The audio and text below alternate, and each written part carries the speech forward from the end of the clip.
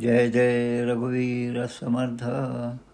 शुका लिखे पूर्ण वैराग्य जाचे. वसिष्ठा परिज्ञान योगेश्वराचे. कवी वाल्मिका सारिखा मान्य ऐसा. नमस्कार माझा सद्गुरु रामदासा. श्रीराम मला वाटते अंतरी त्वा वसावे. तुझ्या दासबोधासी त्वा बोध व्हावे. अपत्या परिपाववी प्रेमग्रासा. महाराज या सद्गुरु रामदासा. जय जय रघुवीर समर्थ. शांताकारं भुजगशयनं पद्मनाभं सुरेशं. विश्वाधारं गगनसदृशं मेघवर्णं शुभांगं. लक्ष्मीकान्तं कमलनयनं योगिभिर्ध्यानगम्यं. वन्दे विष्णुं भवभयहरं सर्वलोकैकनाथं. यं ब्रह्मा वरुणेन्द्र रुद्रमरुतस्तुन्वन्ति दिव्यैः स्तवैः. वेदैः साङ्गपदक्रमोपनिषदैर्गायन्ति यं सामगाः. ध्यानावस्थिततद्गतेन मनसा पश्यन्ति यं योगिनो. यस्यान्तं न विदुसुरासुरगणा. देवाय तस्मै नमः. सर्वोपनिषदो गावो दोग्धा गोपालनन्दनः. पार्थो वत्ससुधीर्भोक्ता दुग्धं गीतामृतं महत्. गोपाल कृष्ण भगवान की जय. जय जय रघुवीर समर्थ. श्रीराम जय राम जय जय राम. आज वैशाख वद्य 6 शके 1948. 8 मे 2026. 8 मे 2 गोष्टीसाठी लक्षात ठेवायचं. एक म्हणजे 8 मे 1861 या दिवशी रवींद्रनाथ टागोर यांचा जन्म झाला होता. 8 मे 1861 ते 7 ऑगस्ट 1941 असं त्यांचं आयुष्य होतं. रवींद्रनाथ टागोर म्हटल्यानंतर आपल्याला आपलं राष्ट्रगीत आठवतं, जनगण मंगलदायक. त्याचे निर्माते, राष्ट्रगीताचे निर्माते तसेच तत्त्वचिंतक असणारे रवींद्रनाथ टागोर, ज्यांना आंतरराष्ट्रीय असं नोबेल प्राईज मिळालेलं होतं, पारितोषिक मिळालं होतं त्यांच्या त्या कवितेसाठी गीतांजली नावाच्या. आणि हे गीतांजली जे आहे ते मूळ बंगाली भाषेमध्ये आहे. पुढे त्यांचं सगळ्या भाषेमध्ये रूपांतर झालं आणि जगामध्ये सगळीकडे ते पुस्तक वितरित झालं. आपल्या राष्ट्राचंच राष्ट्रगीत लिहिलं असं नाही, पण बांगलादेशाचं सुद्धा राष्ट्रगीत त्यानेच लिहिलं आहे. आमार सोनार बांगला हे बांगलादेशाचं राष्ट्रगीत. शांतिनिकेतन ही संस्था त्याने स्थापन केली. त्याचं नंतर मग विश्वभारती या नावाने त्या ठिकाणी कार्य सुरू झालं. असे हे राष्ट्रगीत निर्माते रवींद्रनाथ टागोर. आणि त्यानंतर आजचा दिवस म्हणजे 8 मे 1916 लक्षात घ्या. आता आपण पाहिलं 8 मे 1861, आता 1916 या दिवशी चिन्मय मिशनचे प्रमुख असणारे, संस्थापक असणारे चिन्मयानंद स्वामी, चिन्मयानंद सरस्वती यांचा जन्म झाला होता. एर्नाकुलम हे जे गाव आहे केरळमधलं, त्या ठिकाणी जन्म झाला. मंकू अम्मा आणि वडील कुल्ला मेनन हे त्या ठिकाणचे जमीनदार होते. त्यांच्या पोटी या पुत्राचा जन्म झाला. लटंबी स्वामीगल किंवा बाळकृष्ण नावाने ते लहानपणी ओळखले जायचे. संस्कृत भाषा त्याचबरोबर मल्याळम आणि इंग्रजी भाषेवर त्यांचं खूप प्रभुत्व होतं. तरुणपणी त्यांनी भारत छोडो आंदोलनामध्ये सुद्धा सहभाग घेतला होता. शिवानंद आश्रम ऋषिकेशला जो आहे त्या ठिकाणी ते बराच काळ राहिले. संन्यास्त वृत्तीने ते राहिले. त्यांचं शिक्षण काही केरळमध्ये त्रिशूर या ठिकाणी झालं आणि पुढे लखनौमध्ये सुद्धा शिक्षण झालं. हिमालयामध्ये असताना त्यांनी मग सगळ्या शास्त्रांचा अभ्यास केला, आपल्या ग्रंथांचा अभ्यास केला आणि त्यांच्या खऱ्या प्रवचनाला सुरुवात जी आहे ती पुण्यापासून झाली. त्या ठिकाणी हिमालयामध्ये असणारे शिवानंद गुरु आणि त्यानंतरचे सद्गुरू तपोवनम यांच्या सान्निध्यात ते आले. त्यांनी 1957 देह ठेवला आणि त्यानंतर ही सगळी जबाबदारी चिन्मयानंदांच्याकडे आली. सांदीपनी आश्रमाची त्यांनी स्थापना केली. आज जवळपास जगातल्या 12 देशामध्ये त्यांच्या प्रवचनानिमित्त भ्रमण झालं. चिन्मय इंटरनॅशनल स्कूल किंवा स्थापना त्याने केली. आणि 3 ऑगस्ट 1993 या दिवशी त्यांनी महासमाधी घेतली कॅलिफोर्निया, अमेरिकेमध्ये. त्यामुळे ह्या दोन्ही महापुरुषांना रवींद्रनाथ टागोर आणि चिन्मय मिशनचे प्रमुख चिन्मयानंद सरस्वती या दोघांनाही वंदन करून आपण आपल्या आज नवीन विषयाकडे वळूया. आत्तापर्यंत आपण 4 उपनिषदांचा अभ्यास केला. आज एक नव्या उपनिषदाचा आपण अभ्यास करणार आहोत. त्याचं नाव आहे प्रश्नोपनिषद. आदिशंकराचार्यांचं प्रश्नोत्तरी नावाची सुद्धा एक रचना आहे. संस्कृतमध्ये पूर्ण ते श्लोक आहेत प्रश्नोत्तरी. त्याचंसुद्धा विवेचन आपण लॉकडाऊनच्या काळानंतर घेतलेलं आहे. आज जे आहे ते प्रश्नोपनिषद यावर आपण विचार करणार आहोत, त्याचा अभ्यास करणार आहोत.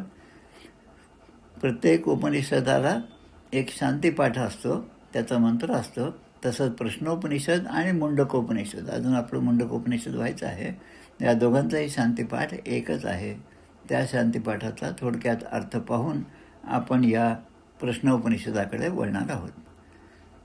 आता हे प्रश्नोपनिषद जे आहे त्यामध्ये खरं म्हणजे शिष्यांनी गुरूंना विचारलेली प्रश्न आहेत.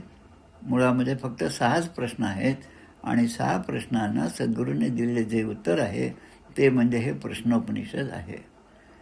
या ठिकाणी 6 असल्यामुळे आठवण होती ती श्रीमद भागवताच्या प्रथम स्कंदामधल्या पहिल्या अध्यायातली, की ज्या ठिकाणी शौनकादी ऋषी नैमिषारण्यामध्ये 88,000 ऋषी एकत्र बसले होते आणि त्याचे प्रमुख असणारे शौनक ऋषी यांनी सूतजींना काही प्रश्न विचारले आणि त्या प्रश्नामधून श्रीमद भागवताचा सगळा विस्तार झाला. त्या प्रश्नांची उत्तरं म्हणजे श्रीमद भागवत ग्रंथ आहे.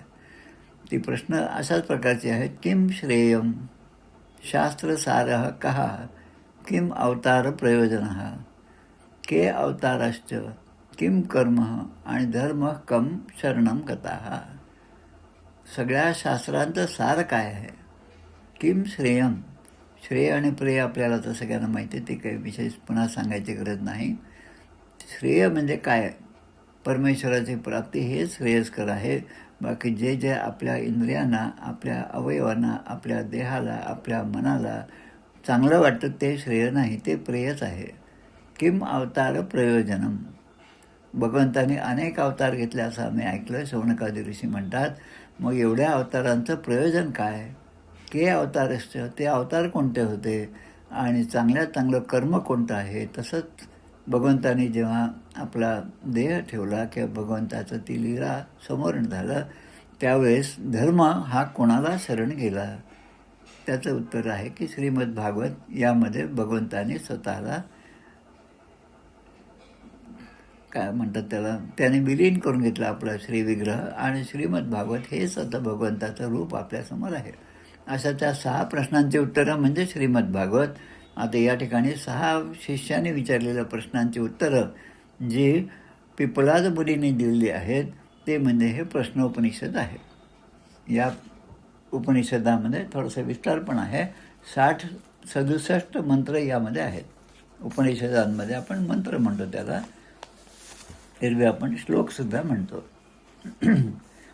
आता शांतीपाठ जो आहे तो असा आहे. यामध्ये हा प्रश्नोपनिषद जो आहे तो अथर्ववेदाचा भाग आहे आणि पिप्पलाद शाखीय ब्राह्मण अंतर्गत हे उपनिषद येतं.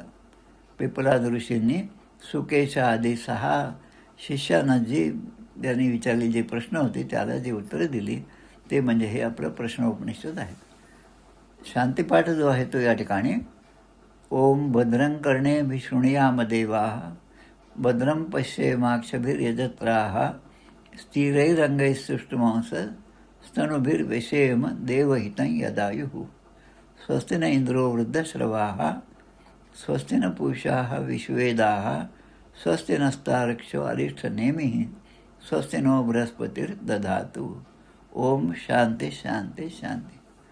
ओम भद्रं कर्णे शृणुयाम देवा, म्हणजे सद्गुरूंच्या ठिकाणी जाऊन त्यांच्याकडून उपदेश जो आहे तो ग्रहण करण्यासाठी सगळे शिष्य गेलेले असताना हा शांतीपाठ त्या ठिकाणी म्हणलेला आहे.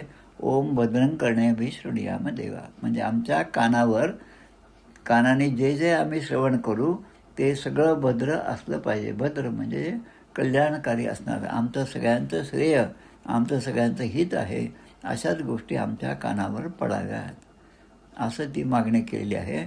आणि मग म्हणतात ज्या गोष्टी संसारामध्ये जसं आपण पाहतो, कोणाला तरी नावं ठेवणं, कोणाला तरी वाईट म्हणणं, कोणाला तरी दोन गोष्टी टाकून बोलणं, हे जे श्रवण आहे असं श्रवण आमच्या कानाकडून कधीही घडू नये.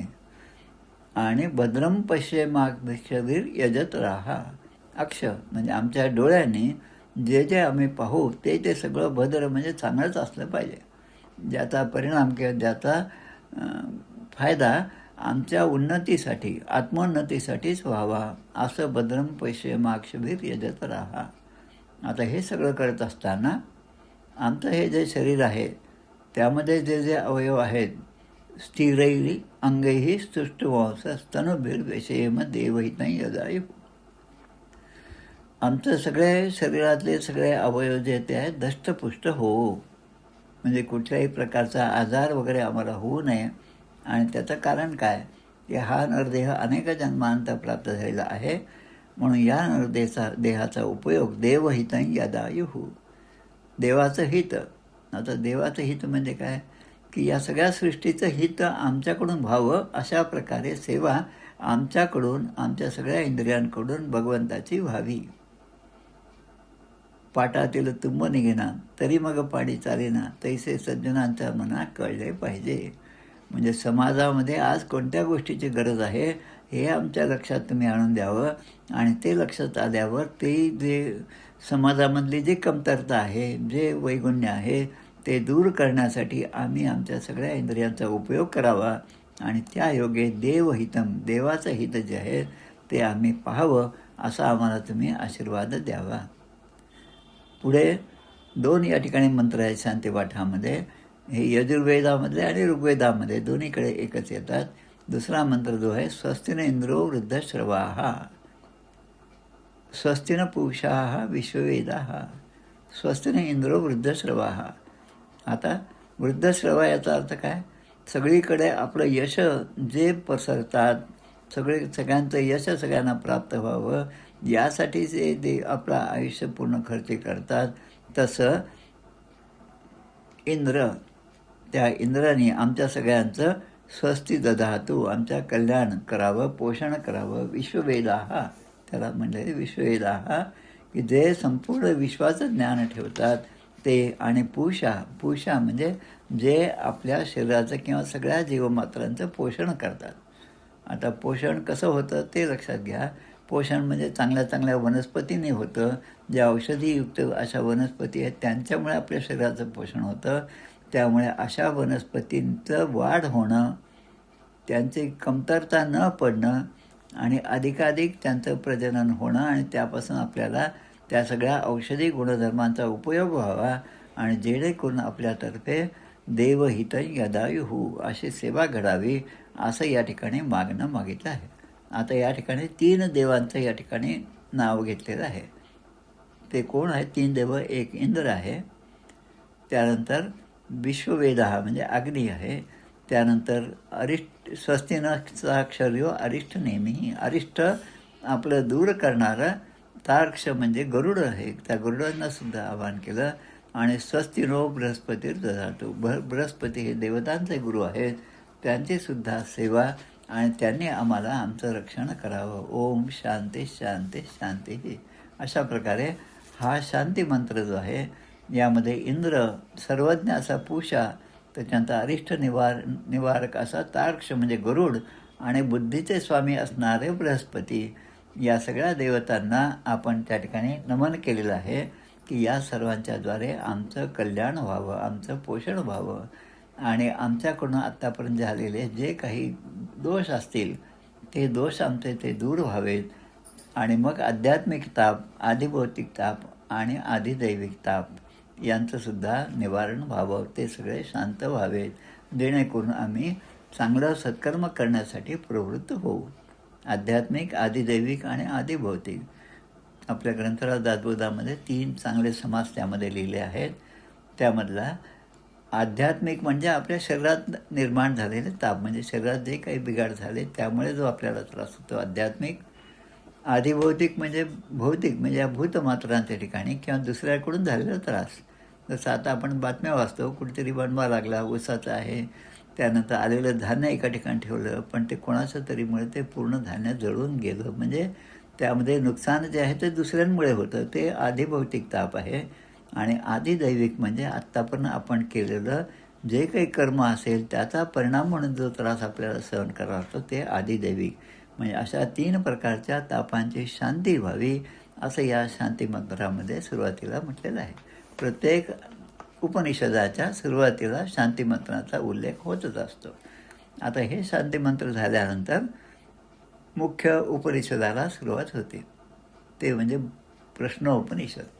मग असे सांगितल्याप्रमाणे प्रश्नोपनिषद, जसे भागवताचा संदर्भ आपण घेतला, 6 जसे प्रश्न विचारले शौनकादी ऋषींनी सूतजींना आणि त्यांचं उत्तर म्हणजे श्रीमद भागवत आहे.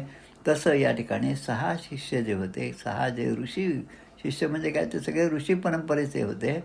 त्यामुळे ते सगळे ब्रह्मनिष्ठ होते आणि ब्रह्मविद्येमध्ये पारंगत होते. ते काय अगदी नवीन शाळेमध्ये ॲडमिशन घेतल्यासारखे नव्हते, पण त्यांचं स्वतःचं तेज आणि त्यांचं अनुष्ठानसुद्धा तसंच होतं. आता त्यांच्या मनामध्ये ज्या शंका आल्या त्या शंकाचं निरसन करणारे कोण आहेत अशा प्रकारे त्यांच्या मनामध्ये उत्सुकता होती. आणि मग त्यांनी सगळीकडे विचारणा केली, सगळीकडे विचारपूस केली की आमच्या शंकांचं निरसन करेल, आम्ही जे प्रश्न विचारू त्या प्रश्नांचं उत्तर आम्हाला मिळेल आणि जेणेकरून त्या उत्तरामुळे आम्ही आमची आध्यात्मिक प्रगती चांगल्या चांगल्या प्रकारे करू. अशा प्रकारे जे गुरु आहेत त्या गुरूंच्या शोधामध्ये ते होते.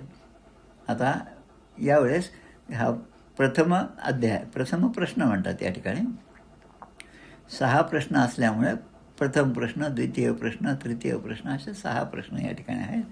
आणि प्रत्येक प्रश्नाच्या उत्तरादाखल किंवा प्रत्येक प्रश्न म्हणजे आपण जसं म्हणतो दशक म्हणतो तसं या ठिकाणी वेगवेगळे मंत्र आहेत. मंत्रांची संख्यासुद्धा वेगवेगळी आहे.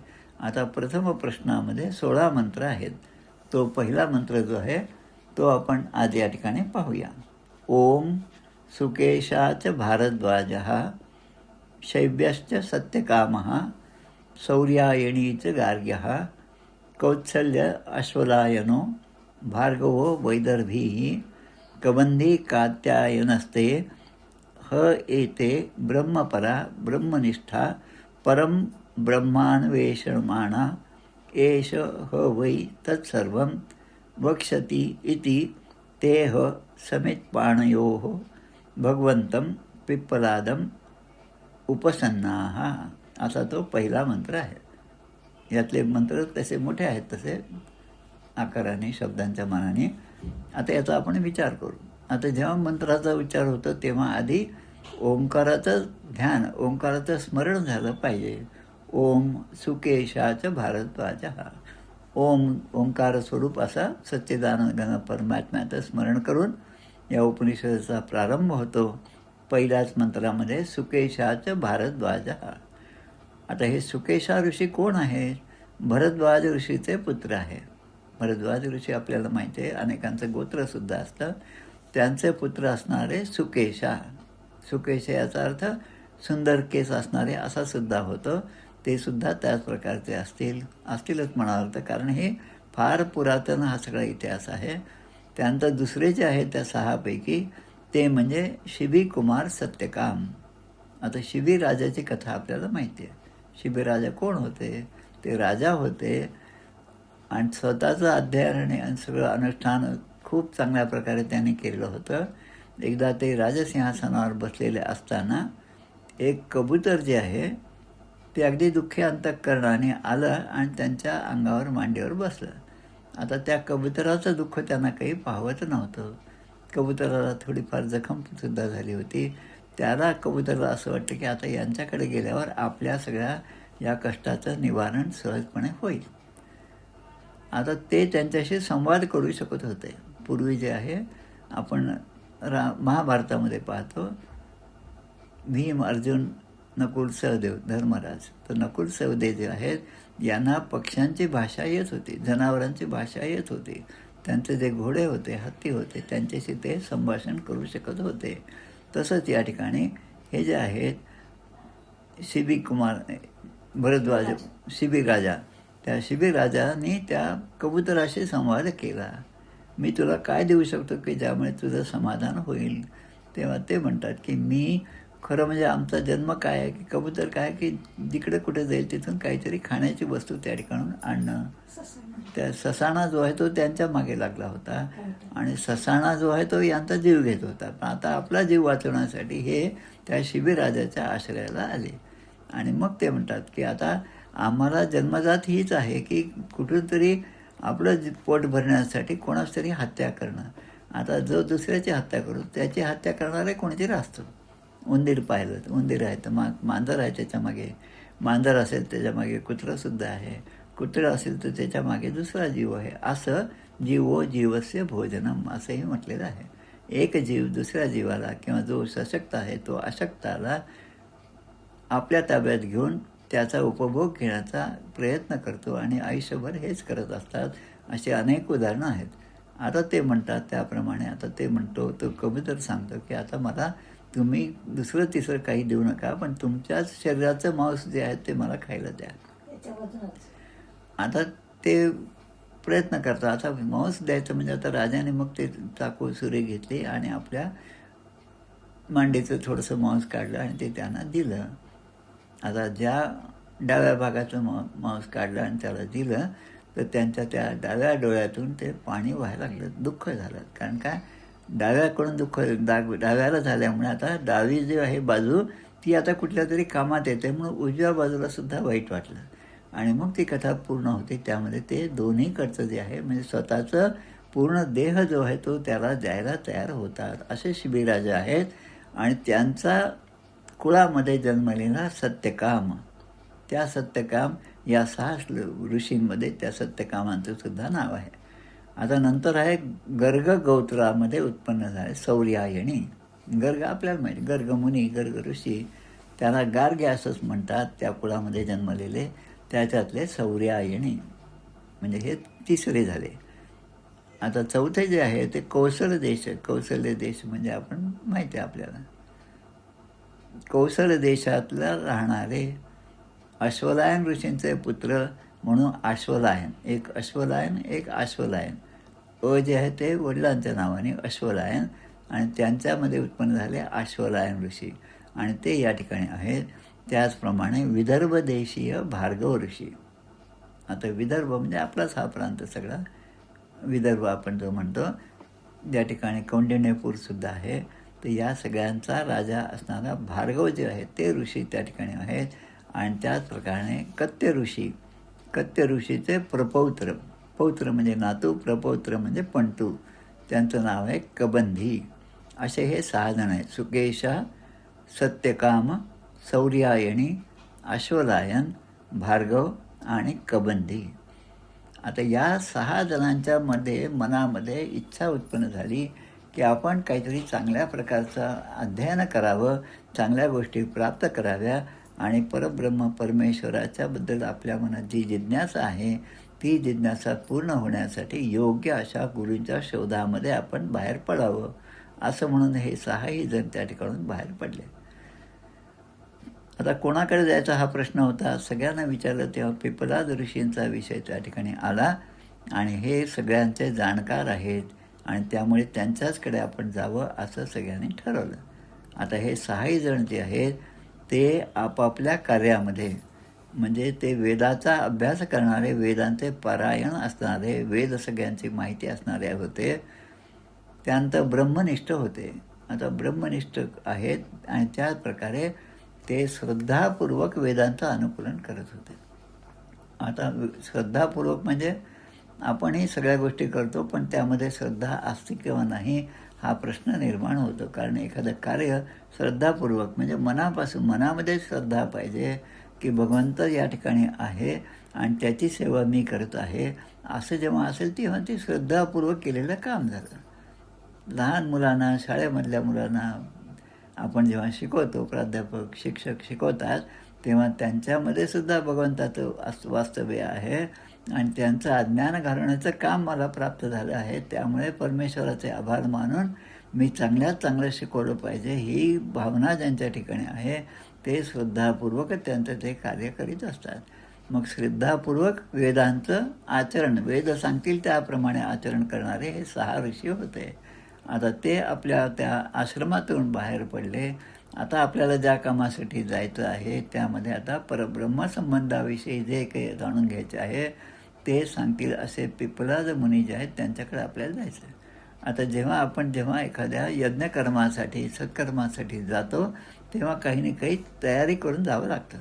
आता इथे काय म्हणलं या ठिकाणी, हे कसे होते, ब्रह्मपरा आणि ब्रह्मनिष्ठा.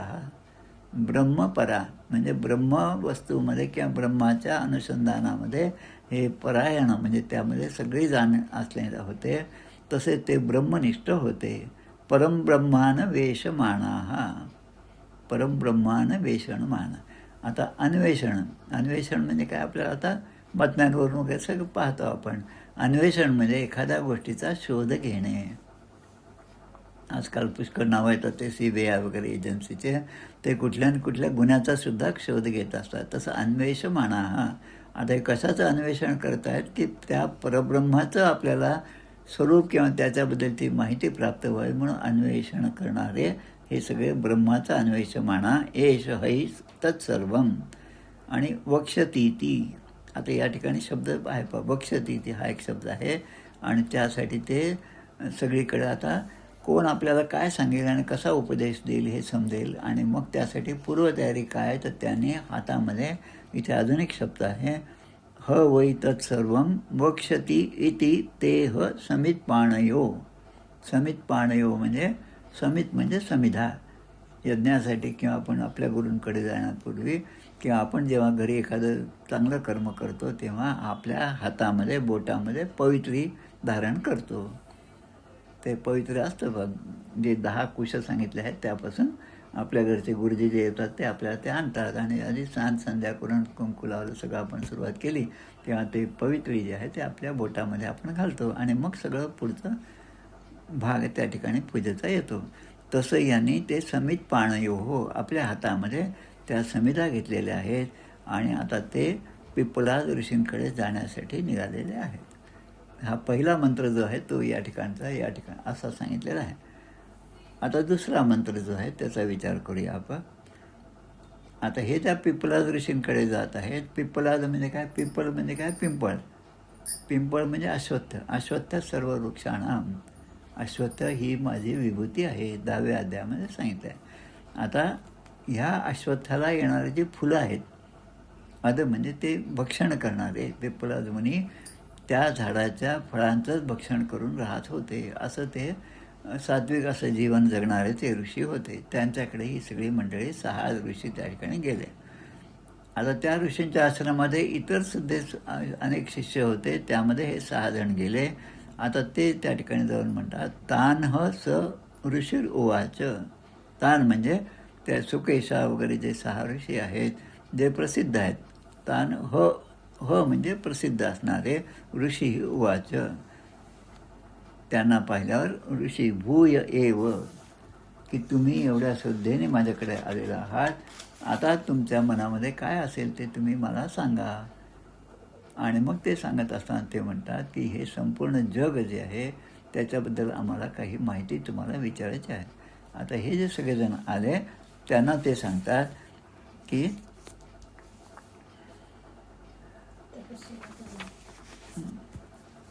श्रद्धया 3 गोष्टी सांगतात मुळामध्ये. तुम्ही सगळे ऋषी आहात, तुम्ही वेदांचं अध्ययन केले आहे, ब्रह्मनिष्ठ आहेत, ब्रह्मपरा आहात. आता तुम्ही हे आत्तापर्यंत सगळ्या तुमच्या डिग्र्या क्वालिफिकेशन झाले, आता मला तुमचीसुद्धा परीक्षा घ्यायची आहे. पिपलाद ऋषी म्हणतात, जेव्हा कोणी आपल्याकडे काही ज्ञान मिळवायला येत असेल तर लगेच आपण त्यांना देऊन टाकू नये. कारण म्हणजे श्रद्धेने जर तो आला त्याची श्रद्धा कशी आहे, ती डळमळीत आहे का नाही हे सगळं पाहून त्यांना आपण ते सगळं ज्ञान दिलं पाहिजे. ध्रुव आपण पाहिले, नारदांची भेट झाली. या छोटासा मुलगा आहे, 5 वर्षाचा सुद्धा नाही आणि जंगलामध्ये एकटाच चाललेला आहे, पायात काही नाही, वाहनं नाहीत, काही नाही. मग आता त्याच्या आधी परीक्षा घ्यावी, त्याला यापासून परावृत्त करावं आणि तो परावृत्त होतो की नाही, म्हणजे त्याची निष्ठा जी आहे परमेश्वराच्या भेटीची किती दृढ आहे हे सगळं तपासलं पाहिजे. तसे या ठिकाणी पिपलाद ऋषी या सगळ्यांना म्हणतात, 3 गोष्टी सांगतात. तपसा ब्रह्मचर्येण श्रद्धया. तपाने तुम्ही माझ्याबरोबर राहून या ठिकाणी तप करा. तपमय असं तुमचं जीवन कसं आहे ते मला पाहायचं आहे. आणि ब्रह्मचर्येनं ब्रह्मचर्यव्रताचं पालन करून गुरुग्रही राहिल्याप्रमाणे त्या ठिकाणचे सगळे नियम पालन करून तुम्ही या ठिकाणी पुन्हा असाच अभ्यास करावा. आणि श्रद्धया, तुमच्या ठिकाणी श्रद्धा दृढ असली पाहिजे. जेव्हा कोणाकोणतरी आपल्याला काहीतरी मिळवायचं असेल तर श्रद्धा ही सगळ्यात महत्त्वाची. आणि जितक्या श्रद्धेने आपण हे करू, देवाची पूजा असो, नामजप असो, ती श्रद्धा असली पाहिजे. आणि श्रद्धाच नसेल तर मग त्या सगळ्या कर्मातून काहीच प्राप्त होत नाही. ते कर्म कुठल्याही कामाचं होत नाही, पुण्यकर्म होत नाही. म्हणून या 3 गोष्टी महत्त्वाच्या. आणि यामधला अजून एक शब्द आहे भूय एव. या दुसऱ्या मंत्रामध्ये भूय एव. आता भूय एव याचा अर्थ काय होतं की तुम्ही सगळे लोक भूय एव. आता या ठिकाणी म्हणतात तुम्हाला की भूय एव 10वा अध्याय जो आहे गीतेमधला, भूय एव महाबाहो शृणु मे परम वचः यत्तेहं प्रियमाणाय वक्ष्यामि हितकाम्यया. 10व्या अध्यायामधला पहिलाच मंत्र आहे. आणि 10व्या अध्यायाची सुरुवात जी आहे ती श्री भगवान वाचा अशीच झालेली आहे. म्हणजे आधीचे 9 अध्याय झाले, भगवंतांनी अर्जुनाला उपदेश केलेला आहे. आता अर्जुन हा त्या पातळीचा आहे. अर्जुन आता खरं म्हणजे त्या गोष्टी समजून घेण्यासारखं आहे याची खात्री भगवंताला झाली. आणि म्हणून काही ठिकाणी अर्जुनाने प्रश्न विचारायच्या आधीच भगवंताने उत्तर द्यायला सुरुवात केली आहे. 3-4 अध्याय गीतेमधले असे आहेत की ज्यामध्ये त्याची सुरुवातच श्री भगवान वाचा आहे. तसं या ठिकाणी 10वा अध्याय जो आहे तो विभूती योगाचा अध्याय आहे. आणि त्यामध्ये ते म्हणतात भूय एव महाबाहो. भूय एव महाबाहो म्हणजे तुझी श्रद्धा आहे ती सगळी मी पाहिली. त्यामुळे आता तू प्रश्न विचारण्याच्याऐवजी तुला जे श्रेयस्कर आहे ते मी सांगत आहे. आणि शृणु मे परमं वचः, जे तुझं हितकारक जे आहे ते मी सांगत आहे. शृणु मे परमं वचः, माझं जे वचन आहे, माझे जे शब्द आहेत तू लक्षपूर्वक ते ऐक. यत्तेहं प्रियमाणाय. यत्तेहं प्रियमाणाय 2 शब्द, प्रियमाणाय आणि म्रियमाणाय. म्रियमाणाय म्हणजे मर्त्यलोक, प्रियमाणाय म्हणजे ज्याच्यावर आपल्याला जास्त प्रेम आहे, जो आपल्याला प्रिय वाटतो त्याचा हित हे सद्गुरू नेहमी करीत असतात. यत्तेहं म्हणजे तू, ते अहम प्रियमाणाय मला तू प्रियमान म्हणजे मला खूप जवळचं असं वाटतं. आणि म्हणून मी तुझ्या हिताचं जे आहे वक्ष्यामि हितकाम्यया, तुझ्या हिताचं जे आहे ते मी सांगत आहे. म्हणजे यामध्ये जे शब्द आले भूय एव आणि वक्ष्यामि हेच 3 शब्द या पहिल्या मंत्रामध्ये प्रश्नोपनिषदामध्ये आलेले आहेत. पहा इथे आहेत ते शब्द. वक्षातिथी तो एक शब्द आहे त्या ठिकाणी. आणि भूय एव हे दोन्ही शब्द या ठिकाणी आलेले आहेत. आता ते सांगतात की आता तुम्ही या ठिकाणी 3 गोष्टींचं पालन केलं पाहिजे. एक म्हणजे तप, ब्रह्मचर्य व्रत आणि श्रद्धा. आणि किती दिवस करायचं असा प्रश्न येतो. तेव्हा पुन्हा दुसऱ्या कथेमधला इतिहास लक्षात घ्या. बृहस्पतींच्याकडे स्वतः इंद्र ज्ञान मिळवण्यासाठी गेले. आता इंद्र म्हणजे देवतांचे राजा. इंद्र बृहस्पतींकडे गेले. बृहस्पती म्हणजे देवतांचे गुरु. आता त्या गुरुनी इंद्रांना आल्याबरोबर सगळा उपदेश केला नाही. त्यांना सांगितलं तुम्ही आता आमच्याबरोबर 32 वर्ष तपसा, ब्रह्मचर्येण आणि श्रद्धेया अशा प्रकारे 32 वर्ष या आश्रमाच्या सेवेमध्ये, माझ्या सेवेमध्ये राहा, इंद्रांना सांगितलं.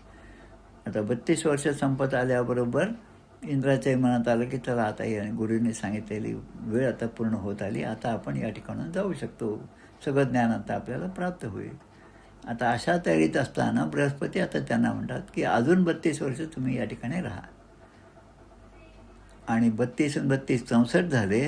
64 झाल्यावर सुद्धा आता आपले गुरु आपल्याला ज्ञान देतील आणि आपण इथून जाऊ असं इंद्रांच्या मनामध्ये आलं. तेव्हा पुन्हा बृहस्पती सांगतात अजून 32 वर्ष या ठिकाणी म्हणजे 96 वर्ष त्या ठिकाणी ते राहिले. म्हणजे एवढी मोठी तपश्चर्या केल्यानंतर परब्रह्माच्या स्वरूपाची प्राप्ती किंवा त्याबद्दल समजण्याची लायकी आपल्या ठिकाणी निर्माण होते. आता एवढंच नाही झालं, 96 वर्ष झाले. त्यानंतरसुद्धा 5 वर्ष राहायचे त्यांना आज्ञा झाली. म्हणजे एकूण इंद्र त्या ठिकाणी 105 वर्ष त्या ठिकाणी राहिले. तेव्हा त्यांना हे सगळं ज्ञान प्राप्त झालं. तसं आता या ठिकाणी पिपलाद ऋषी या 6 जणांना सांगतात, तुम्ही आता तपसा, ब्रह्मचर्येण आणि श्रद्धया या तिन्ही गोष्टी सांभाळून माझ्या आश्रमामध्ये तुम्ही राहा. आता किती राहा? इंद्रानं तर 105 वर्ष सांगितलं, पण या 6 ऋषींना त्यांची तपश्चर्या पाहून पिपलाद ऋषीने सांगितलं किती दिवस? तर संवत्सरम, म्हणजे 1 वर्षापर्यंत तुम्ही या ठिकाणी राहा. संवत्सरम संवत्सत. आणि असं तुम्ही या ठिकाणी राहिल्यानंतर त्यानंतर तुमच्या मनामध्ये जे जे प्रश्न येतील, यथा कामम, मनामध्ये यथा कामम, जशी जशी तुमची इच्छा असेल, तुमच्या मनामध्ये प्रश्न असतील, ते प्रश्न तुम्ही मला विचारा. प्रश्नान पृच्छत. प्रश्नान म्हणजे अनेक प्रश्न, बहुवचन या ठिकाणी प्रश्न, ते तुम्ही मला विचारा आणि मी तुमचे उत्तर देईल. आता शिष्य म्हणून या 6 ऋषींच्या ठिकाणी हा भाव पाहिजे की आपले गुरु जे पिपलाद ऋषी आहेत ते सगळ्या गोष्टींचं उत्तर देण्यास क्षमतेचे आहेत. म्हणजे सद्गुरूंवर विश्वास पाहिजे, श्रद्धया. आणि मग त्यासाठी नियम काय? तपाने आणि ब्रह्मचार्यानं आपण राहिलं पाहिजे. आणि ती श्रद्धा आपली कधी डळमळीत होऊ देऊ नये. एवढं सगळं आम्ही केलं तर आपल्याला गुरु सांगतील की नाही अशी शंकासुद्धा शिष्याच्या मनात येऊ नये. तसं या ठिकाणी ते म्हणतात. आता गुरूंचं मोठेपण या ठिकाणी सांगितलं या मंत्रामध्ये. यदि विज्ञास्यामः, विज्ञ म्हणजे जाणणे, विद म्हणजे जाणणे. यदि विज्ञास्यामः म्हणजे जर मी ते जाणत असेल तर काय? तुम्ही विचारलेल्या प्रश्नाची उत्तरं जी आहेत ती उत्तरं किंवा त्या प्रश्नाचा अर्थ किंवा त्या प्रश्नाला धरून असणारं जे काही शास्त्र आहे ते जर मी स्वतः जाणत असेल तर सर्वम वो वक्ष्यामि इति, तर तुमच्या सगळ्या प्रश्नांची उत्तरं मी देईन. आता सद्गुरू जे आहेत, पिपलाद ऋषी जे आहेत, त्यांचा मोठेपणा म्हणण्यापेक्षा त्यांची नम्रता जी आहे ती या ठिकाणी दाखवली. आपल्याकडे कसं आहे की कोणी आलं की हो त्याला काय ते माझं झालेलं आहे आणि मी आता थर्ड इयरला आहे त्यामुळे फर्स्ट इयरचं मला सगळंच येतं असं म्हणून आपण सुरुवात करतो. आणि मग जसा तो आपल्याला प्रश्न विचारेल तसं हे तर माझ्या काहीच लक्षात नाही, हे तर मी फक्त फार पूर्वी एकदा वाचलेलं होतं असं म्हणून आपण आपली सुटका करून घेण्याचा प्रयत्न करतो. पण इथे पिपलाद ऋषी तेवढ्याच नम्रतेने सांगतात की विज्ञास्यामः सर्वं वो वक्ष्यामि इति. ते जर त्या तुमच्या प्रश्नांची उत्तरं जर मला येत असतील तर मी तुम्हाला निश्चितपणे देईन असे खात्री पण देतात. आणि या सगळ्यांना आपल्या आश्रमामध्ये राहण्यासाठी जी काय सोय असेल ती सगळे करतात. हे 6 ऋषी पिपलाद ऋषींच्या आश्रमामध्ये राहतात.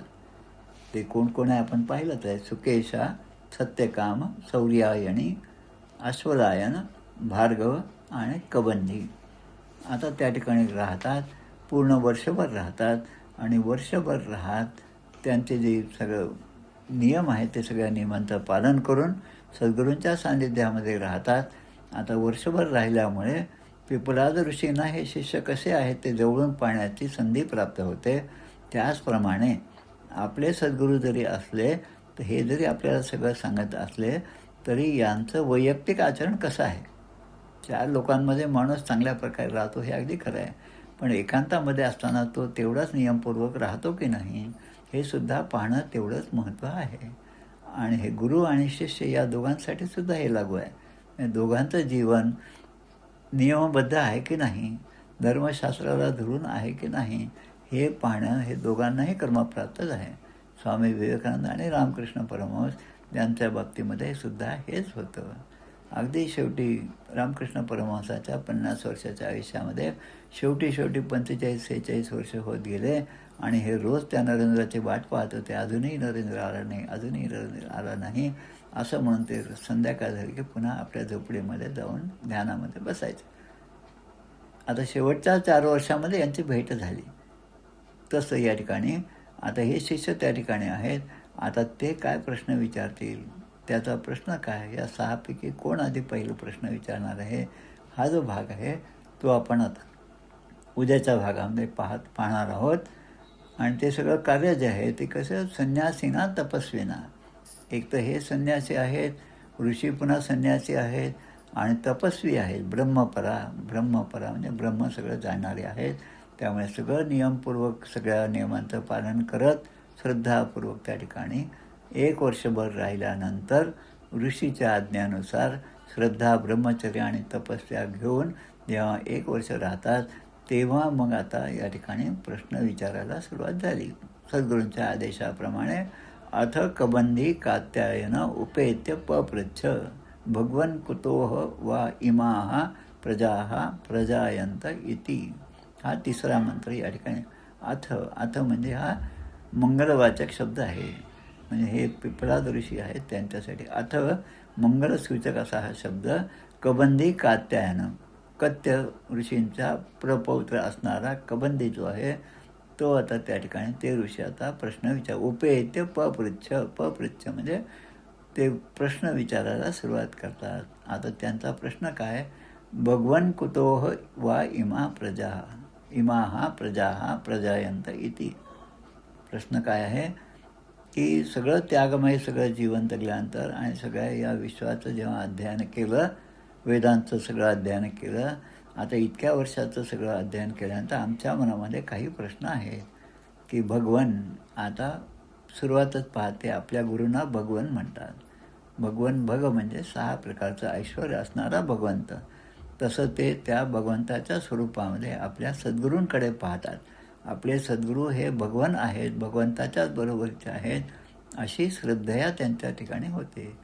ब्रह्मचर्येण, श्रद्धया आणि तपसा ह्या 3 गोष्टी असल्यामुळे ते तेवढ्याच आदराने आपल्या सद्गुरूंकडे पाहतात आणि विचारतात, भगवन हे पूर्ण चराचर विश्व जे आहे त्यामध्ये सगळी विविधता आहे.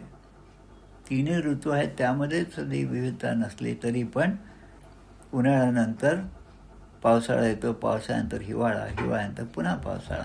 हे जे ऋतुचक्र आहे हे ऋतुचक्र ज्या पद्धतीने चालत आहे ते पाहिल्यानंतर आता आम्हाला प्रश्न विचारायचा आहे की एवढं सगळं जे नियमाने चालतं या विश्वामध्ये तर याचं नियमन करणारा कोण आहे?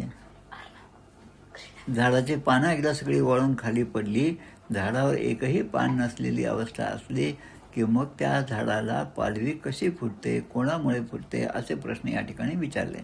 मग या संपूर्ण चराचरामध्ये नियमन करणारं, त्याच्यावर प्रशासन गाजवणारं असं कोण आहे, असा कोणती शक्ती आहे, हा माझा पहिला प्रश्न आहे. असा त्या ठिकाणी प्रश्न जो आहे तो कत्य ऋषीचे प्रपौत्र म्हणजे नातू असणारे कबंधी यांनी श्रद्धापूर्वक आपल्या सद्गुरूंच्या समोर हा पहिला प्रश्न ठेवला.